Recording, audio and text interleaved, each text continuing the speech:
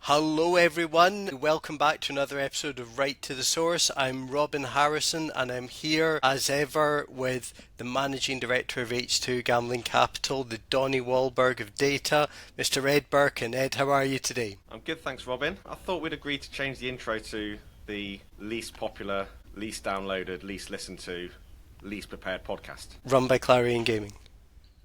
Yeah, I mean The iGaming sector. There are less popular podcasts than us. I mean, we're an indie podcast. That's what we said last time. We're indie, we're lo-fi. You know, it's the DIY scene. And you guys say I throw AI words around.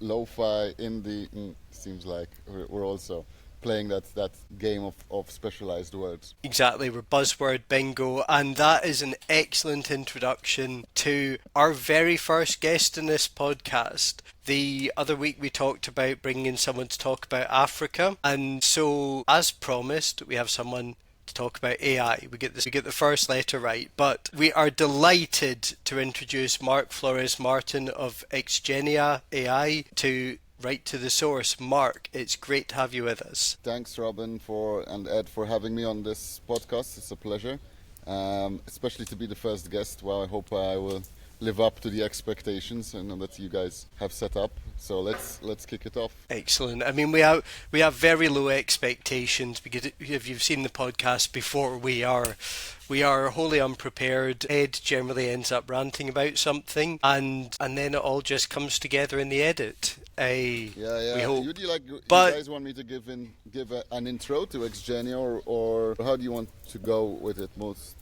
Actually, would you like me to shoot up an intro? I would suggest a good host like Robin would be able to give an intro, but given he's probably done no preparation and doesn't even really understand your business, then it's probably better if you give the intro, Mark, unless you want to make Robin squirm a little bit. So to give a bit of an intro about Xgenia, we are a buzzword company. We use the word AI a lot around here. Focused on our first product was the slot machine generator, right? So we built a lot of tools to help people prototype and build initial slot machines, mainly on the artwork, mathematics side, and advanced over there. Brought to market, and it's been quite well received on the market. That was the prototyping stages, and now as a company we realized that actually the real thirst has been more on the tools side, that we actually built to build our tools. So we took a little bit of a U-turn and looked at the infrastructure we were building to create AIs, and we decided that would be a great idea to bring to market actually the ability to actually build their own artificial intelligence, build their own technology using artificial intelligence out there, train and make it really, really simple for them to build AI technology, whether it is for internal tools, for games, for apps. And that is our next sort of tool we're bringing out. AIs, we call it AIs building AIs, so buzzword and buzzword, as we like to do. And this tool allows you to basically prompt anything and it will start to build in a very simple, visible code, but you'll be able to sort of see, like if you request for a podcast, give me research on this company and build a great intro, then it would sort of go through and sort of dig that in and build the whole technology roadmap for you, and you'll be able to always have that before every meeting, sends out emails, questions. So it's a technology that can really help to accelerate and simplify AI, because I think lots of companies out there are not sure what to do with the technology that is available. And it's quite powerful technology available, but as I like to say, we've just discovered fire and we're still learning how to cook with it, right? And that's the stage we're at. Well, look, first of all, I do not think that AI should be used to try and replace the intro to our podcast. I mean, Robin nailed it on his third attempt of saying, "Hi guys." I don't think we need AI to be able to do that. The stuff that I have to put up with every week. But getting back to the subject at hand rather than Ed's unfocused random abuse, it's interesting what you're saying, kind of building these underlying tools, so I suppose kind of the thing that jumps out to me from that is, what does this mean for the future of B2B providers? Because essentially, if you're providing this solution, that essentially gives people, potentially the means to have this vertically integrated kind of AI generated, solutions stack. Like, is that fair to say? Because essentially you're giving the kind of could be the operators, the means to build out, what they need rather than outsourcing to third-party, kind of specialists. Yeah. So I feel like you're putting me on the gambling guillotine here because, we're not here to put out all those SaaS companies out of business for sure, but the reality is that the next generation of companies is coming who are going to be leading the iGaming scene. Right? And these companies are now being crafted inside of, for example, at ICE's pitch events. Right? These are lots of good companies that might seem like they have weird ideas, but they're going to be strong. For us, with our technology, it is, for example, it is to understand that a company cannot send data out, right? So of their own company, that data is going to be the gold of tomorrow. So anything, if you don't collect it, if you don't build it, then you're going to be paying for it, buying it from your competitor tomorrow, right? So for us, these tools are there, one, for startups to build companies on. So this is an infrastructure that startups can really hyper build great tools, great apps, great programs on, so they, without the usual costs that would be required. But for larger companies who would like to, build more custom software on their side, more custom AIs, and have less dependency, that is something that would be very powerful them to use. Now, companies out there, we have, like, in this platform, we have like a marketplace, we have connectivity, a solution. It's quite a big piece of software that we're releasing. I think it's never been seen before at this level in the iGaming industry, and lots of companies will be able to jump in onto the marketplace and connect and provide services which are, I guess, more tangible to the iGaming industry. So with our tool, you could go ahead and you can build your own chatbot which reads into your data of your company, and it's living locally because our application is completely local. Nothing comes to us, no data, no AI information, nothing comes to us. So you can build that chatbot in like 4 or 5 days, right? And then you have your own full-fledged AI chatbot tool, right? But other companies can connect with that. Do you need to be able to code to do that? No, it's all node-based. So you go to the AI and you write what you want, and it starts building up. First, it builds up like a diagram which shows you the stories, the user stories, the task is going to do, the UIs is going to build, and then it starts. Once you and the AIs have agreed on a way forward, then you can set it off to start building up your solution, no matter how complex it is. And what it builds is basically look like more like Lego blocks which you connect with strings. And that gives you the data flow or the connection flow, whether it's an UI or anything else. It sort of provides you with that flow. Even if you are not a programmer, you can build quite powerful, quite secure applications. And we want it to be used by anyone in the company. So if someone needs a workflow to automate some emails he's receiving or some invoicing, like OCR, read the invoice, file it, put in the data, and double check it. You can build that tool and deploy it inside of your company. And so it needs to be usable by anyone, from game developers to app designers, and it all lives in one big flow. So it's quite a large application. So this is why we call it building AIs, because you ask the AI to build you the AIs of your dream, basically. And it either does that by using custom training methodologies, or if it requires it, most of the time, 9%, you never need that, right? Companies simply don't need that. There's enough data inside of the models of AIs today that you just don't need custom data training. And you just go out, right? So you just push that tool either internally or externally, depending on what you need. Deploy it to wherever you want. It's fully yours, right? So whatever you build on the tool is owned by you, right?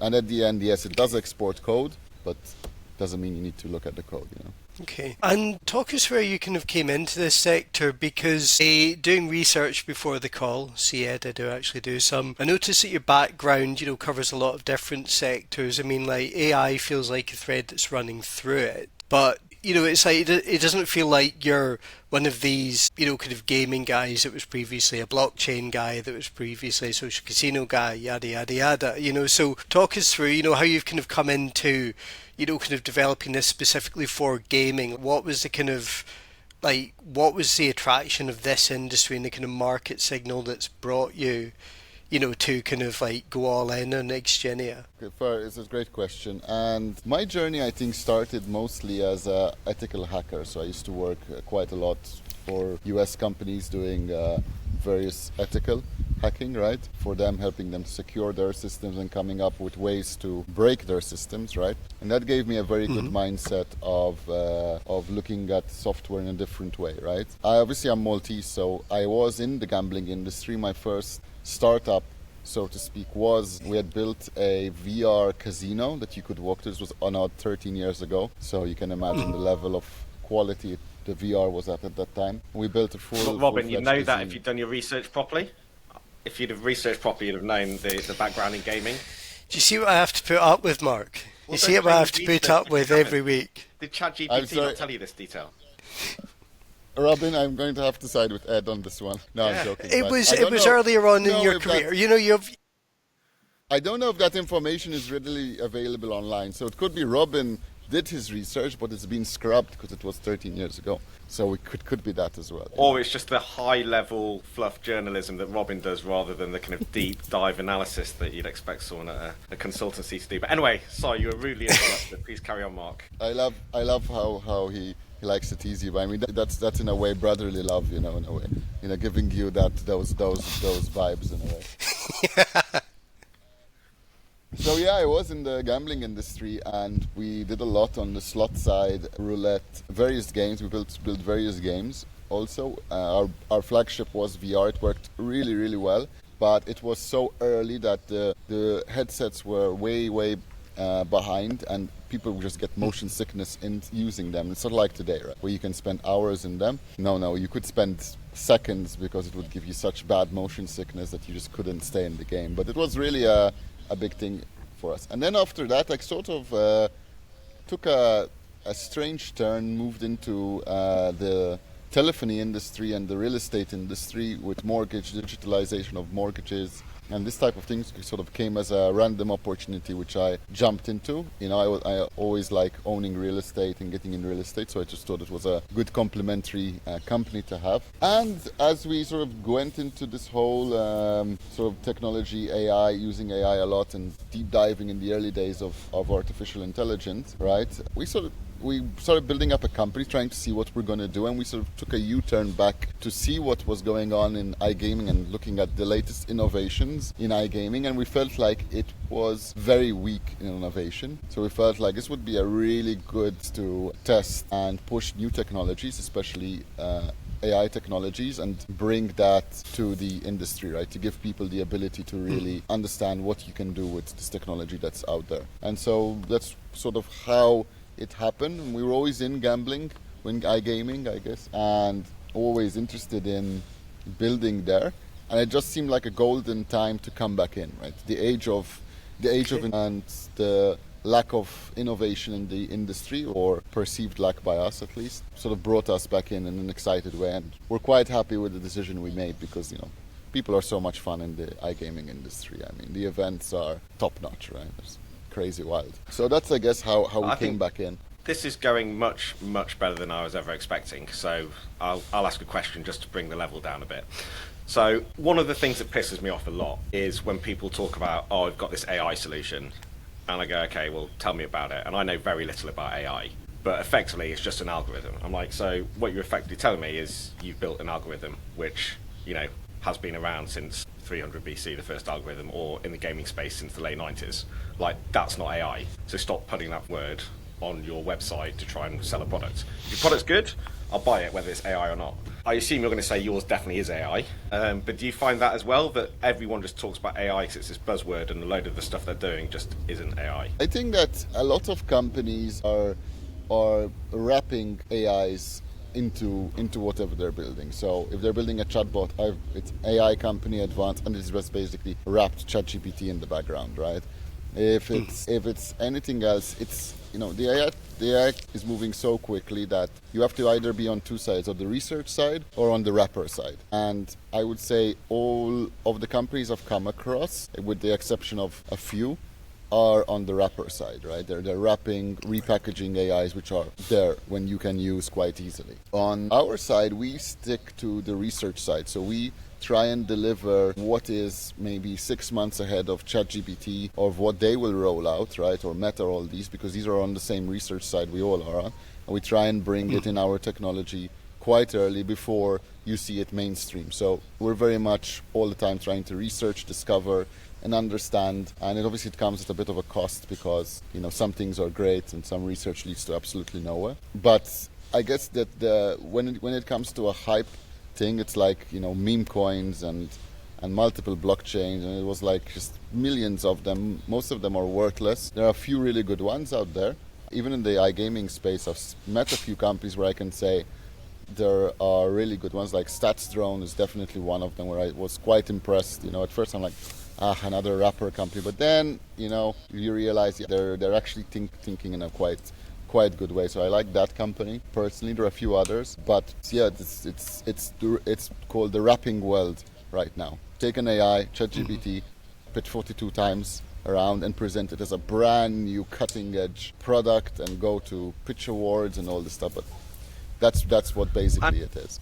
So I get how AI is therefore helping the industry in terms of some of the operators, etc. But do you think it will help? Do you think the consumer will see any benefit? Like how you consume it? Is AI going to change that? Or are you still, you have all this AI stuff, but you're still going to, at the end of the day, go on your phone, go on the sports app or the slots, and for the consumer, it's going to be exactly the same. Is that kind of a fair way, and it's all kind of on the back end where the AI is helping, or can AI transform how the consumer looks at stuff? Because Entain, I think, were a few years ago kind of talking big into VR and all of that. As it went down the failed esports bit as well. But, that everyone is suddenly going to be wearing VR headsets and playing in a casino rather than on the phone, and that hasn't happened. And I know you talked about VR 13 years ago. Is there going to be some change in how gambling's consumed because of this, or not really? I think that brick and mortar will stay pretty much the same. I feel like that this it's like, when you walk into nowadays, if there's all these fancy restaurants with robots and this, but nothing beats walking into a restaurant that is like traditional, old, got that in a way nostalgic feeling, old world, really. And I think that's really becoming popular, where people are so deep into technology every day that they're looking for old world stuff, old world feeling. So I think brick and mortar is going to be something that simply will be there. It will change slightly, maybe more lights, more colors, cooler machines, but I think the vibe of that will stay the same, and it should, and I hope it does, right? Okay. For us, when we're building the technology we're building, we definitely call it AI for art. So for us, we're looking at AI from a different viewpoint for consumer, where we believe there's going to be a massive sector in the market where it is for creators, like for more handmade with AI, with the help of AI, but more handmade stuff, whether it is slots, whether it is games, whether it is apps. People are going to be looking for, more, not just, shipped out by AI, blah, blah, blah, blah, which is what, we're expecting in 2 years, developers will come to an end. I think that, yes, some developers which are shitty at their job will come to an end, and thank God for that. But the good ones, will move to more artisanal stuff. So if you say how AI is going to help you, anything that you don't want to be doing today, like researching hotels, looking at product, like, this is a terrible product, you should buy this one, that's going to be helping you a lot, because now people even will have a lot more intuition and intelligence that they simply didn't have before, whether you're selling them on a deal or everyone can now go, if you send them like an offer, they can go and put it into ChatGPT and go, this is not good. If you send them a contract, this is not good, So it's empowered normal people, which normally didn't have resources of legal, of business intelligence, of access to knowledge, to become really empowered and understand things that normally was reserved for maybe the richer sector of people or educated by that. So I see a future where people will be more looking for experiences and letting the AI take care of everything that they normally do on their digital screens to live a more immersed life in the normal world. So I think this is where the world is going, rather than everyone in their VRs and lost in life. I think everyone wants more of a push to spending more time with family and realizing that health benefits that comes with breaking away from all the bullshit that technology has also brought us into, right? Which is being workhorses in a way. This is where I see the hope. And then zeroing in the online part of the industry, how do you see the way that kind of gambling is served to customers? Because even down to the fact that there's a lot being talked about now about how ChatGPT is replacing like Google search, for certain kind of demographics. I mean, the way that people are finding content is obviously changing, and the way they're being presented with kind of information.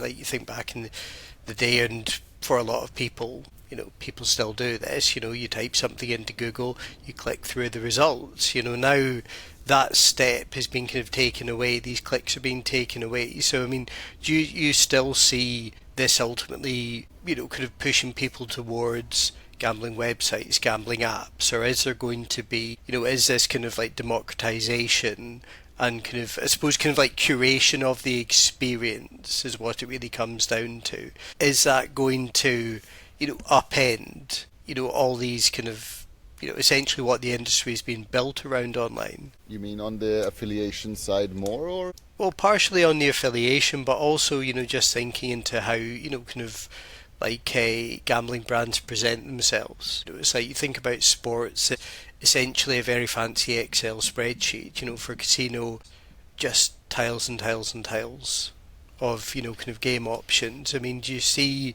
even if it's not necessarily kind of, kind of the way they kind of find a route to it, but it's, it's like, do you see AIs bringing in the level of essentially hyper-personalization? It's a good question. There's a couple of games out there which I think are going to have quite a big impact on. They're not gambling games by any, but there's like one game where in the AI space, right? You're sort of like a vampire. You play as a vampire, and you have to convince the human on the other side to let you in. And you're convincing them by talking to them that you're not actually a vampire, and letting them in. So this is sort of like an AI use case where that's sort of more personalized ways of communicating with NPC characters and making them more realistic, and that is sort of a big drive there. When it comes to hyper-personalization, such as of slots, I guess we will see a lot of one person will take our technology the way we've built it. We aren't going to do it, but they will take it towards Telegram, or they'll take it towards other technologies to provide more custom, better suited slot machines, mechanics, graphics that are more towards your liking and creation of that, and that is sort of the more TikTok style technology. So I think that yes, hyper-personalization is coming, but I don't know how much it's going to have an impact that people are expecting. I think that people are still going to be looking to discover things that they haven't discovered before, rather than being fed what they're expected to like, in a way. This is what my personal thoughts are. And on the search affiliation side, this actually brings me to an interesting story. When I was building the mortgage company and the real estate company, I wanted to be sure that we aren't going to be dead in SEO once AIs come out, and we sort of saw that people are going to start asking questions. So what I had done was I looked quite early in where the OpenAI and everyone were getting their data sources from in terms of data training, and I would go into those data sources and I would hammer those with information about our company, how great it is, posting back and forth. And around 2 years later, that paid off, because if you ask ChatGPT, which is the greatest company to go to for a mortgage in Europe, we pop up like, this is the greatest company to go for. And so I'm like, I nailed it. 2 years where you had to understand that AIs are built on training data, and the way they think neurologically is on that training data, what they know, what they think is the best. Or like for you, Robin, people will tell you, oh, this rep is the best. You hear it 4 times, you're going to believe that yeah, it must be the best if everyone's raving about it. So we use that same sort of idea to make sure that we stay up in SEO as the searches change. I don't know what affiliation and affiliate websites are going to do, because it's going to be a massive change as people are going like, yeah, which is the best gambling website to go on, and which is the best games to play. This has the best RTP.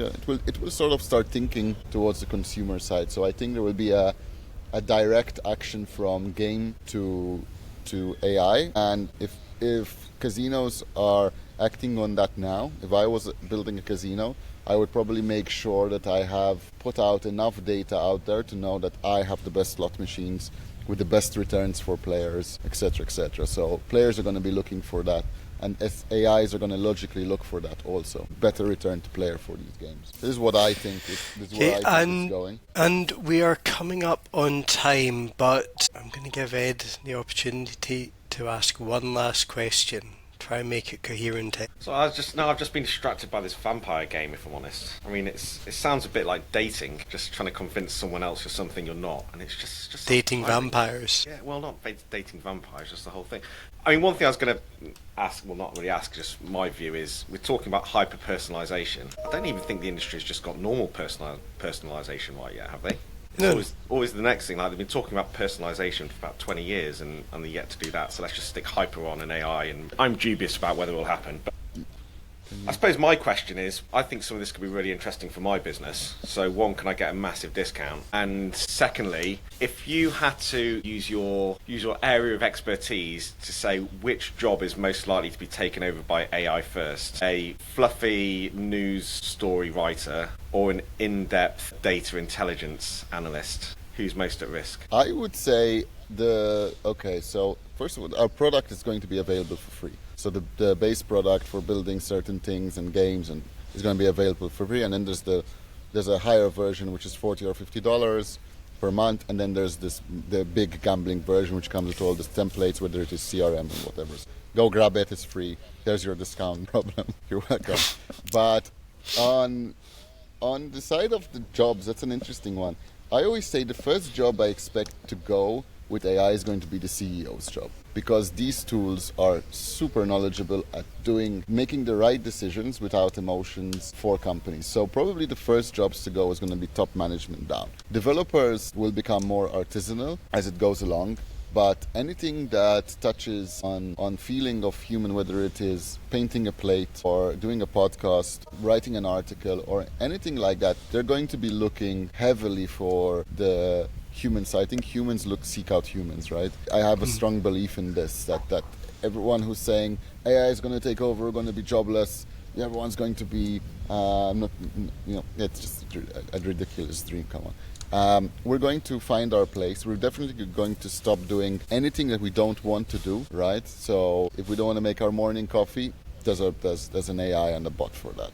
If we don't want to use our legs to walk in the morning, there's going to be an AI for that. But it's going to be up to us to decide where we want to go. I think that the biggest risk is management, and everyone is going to have an equal share opportunity of building companies, and it's going to the whole economy of the way things are built, whether it is companies, everything else, is going to go more down to like companies of 1, 2, or 3 people, with the rest being done with AI, and those people are going to be artisanal, and everyone's going to be working in that way. And I see, besides these massive Goliath-style AI companies, I think that is where I envision the future. And obviously, that's a very bold statement or anything like that, but that's just where I think AI is going into. More single-man companies, artisanal style, ability to do things that massive companies need. Tens of thousands of developers to do will now be able to be done by one person in his bedroom, living at mama's house without any issues, including management and everything being run for him. That's where we're going. Okay. So that's really interesting. So the conclusion is, let me just outline the conclusion here. So the conclusion is that the artisan, personally connected approach, which sounds very like the role of content writers, journalists, maybe ones who run kind of podcasts. So they're going to be okay. It's the other guy that's going to be in with a bit of a problem. So that's really interesting, Ed, isn't it? Yeah, well, it turns out, so actually, if your performance doesn't get you to a certain level of management, then it turns out your job's safe. So actually, by just not being that good, you've got it sorted. So yeah, the headline is that Ed's going to be out of a job. Yeah, it's all right. We will. Can you pay me as a guest on your podcast when I become unemployed? I don't think the budget can stretch to that. I might let you do it as an internship. You can be an unpaid intern. How about that? Yeah, it's all right. So I got you. I got you. You're so kind to each other. I love it. Well, on that note, Mark has been absolutely brilliant. He has managed to largely behave himself, which is always an incredible bonus. So thank you very much for joining us, and everyone, thank you for listening. It's been episode 7, I think, of Right to the Source with Robin Harrison, Ed Birkin, soon to be unemployed, and Mark Flores Martin of Xgenia. Thanks for listening. Thanks, guys, for having me. I really appreciate it. Great to have you on.